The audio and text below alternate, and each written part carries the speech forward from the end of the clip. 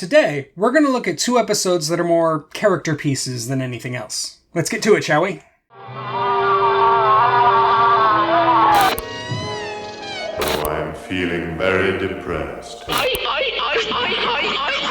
It is an area which we call the Twilight Zone.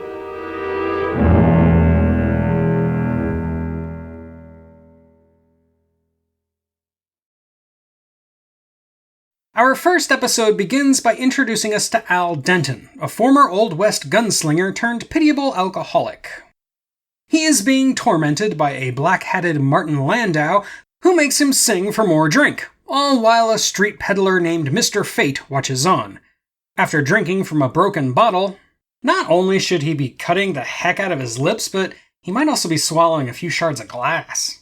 And earning a painful look from the saloon girl Liz, Denton passes out in the middle of the road.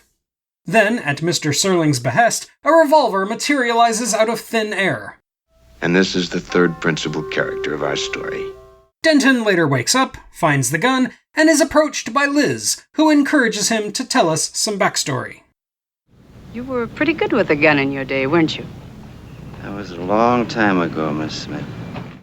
Denton, though, isn't ready to get into that. Instead, he is rudely interrupted by Martin Landau, who wants to hear some more singing. Liz tells Denton not to, but the alcoholic has to alcoholic, so he starts singing. How dry I am. How dry I am. As Denton moves to go inside, Martin notices the gun and wants to play a game of draw.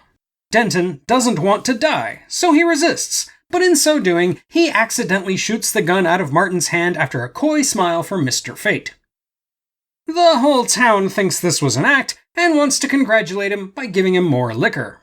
However, in the bar, Martin returns and wants to go for round 2. This time, Denton accidentally shoots a light fixture that falls in just the right place to knock the gun from Martin's hand. The town is so happy about this, they continue to try to push alcohol at him.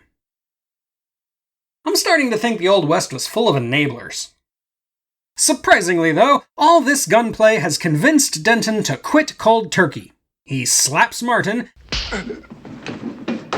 and heads out, followed by Liz, who once again begs him to deliver some much-needed exposition about how he used to be the greatest gun in the West, but he was forced to shoot a kid, which is why he quit and became an alcoholic. Couldn't he have just become a beat cop like Al Powell? Denton then goes across the street to get a shave from a barber who must completely lack a sense of smell. Word spreads fast, however, and as soon as Denton is all cleaned up, the baddies come knocking, looking for another duel.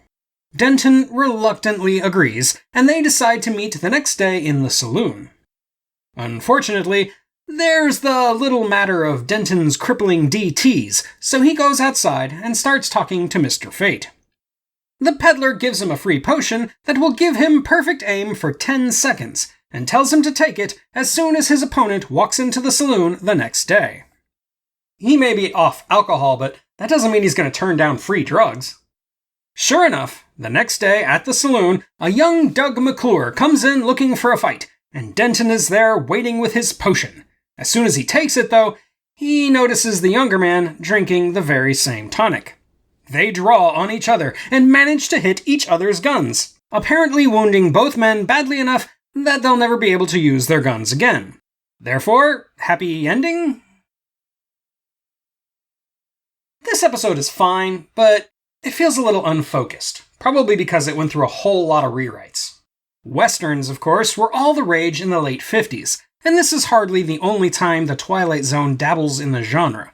I genuinely like the general premise, but the execution makes this one of the less memorable episodes of the series. Dan, Liz is right. Go on back to the bar, Charlie. Can't you see we got private business? Listen, Dan. Honorable Kool-Aid, the most refreshing, much loved by whole family. Father, mother, Japanese boy, Japanese girl, a package make 2 full quarts, cost only 20 yen. Our second episode deals with another popular trope of the time, the aging starlet who can't let go of the past. We open with Barbara Jean Trenton, played by Ida Lupino, watching herself in an old movie alongside the actor Jerry Herndon. Her maid comes to give her tea, but Barbara hides behind the screen for reasons that are never fully explained. As the maid leaves, Danny, Martin Belsam, shows up, so she unloads on him about how worried she is about Barbara spending all her time in the screening room. Danny goes in and nags Barbara by opening the windows. It's a beautiful day in Beverly Hills. There's no smog, it's 84 degrees, and it is lovely. Are we supposed to be on his side here? Because I'm not. Barbara tests his movie trivia. And a night in Paris.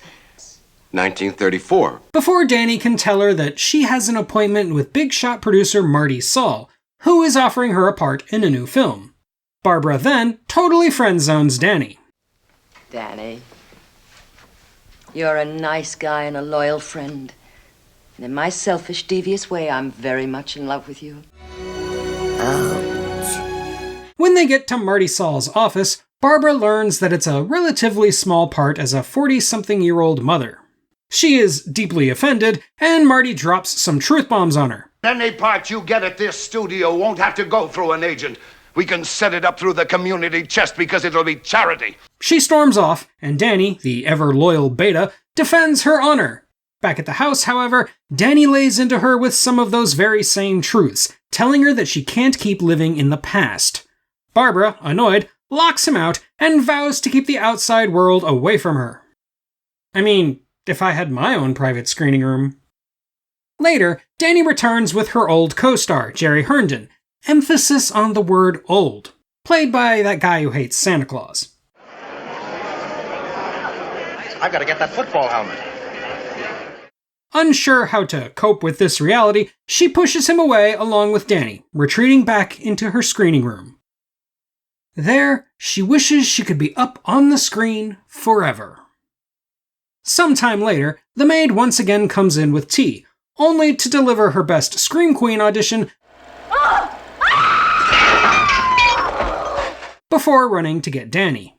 Danny shows up and turns on the projector, discovering to his horror that Barbara has gotten her wish, that she now lives inside the movie screen with all her favorite co-stars. I like this one a little more than the first episode, even though it's very similar in style. It does a lot of the same things in terms of delivering a short character drama mixed in with a bit of magical realism, but I think the twist ending on this one is better in that it makes thematic sense.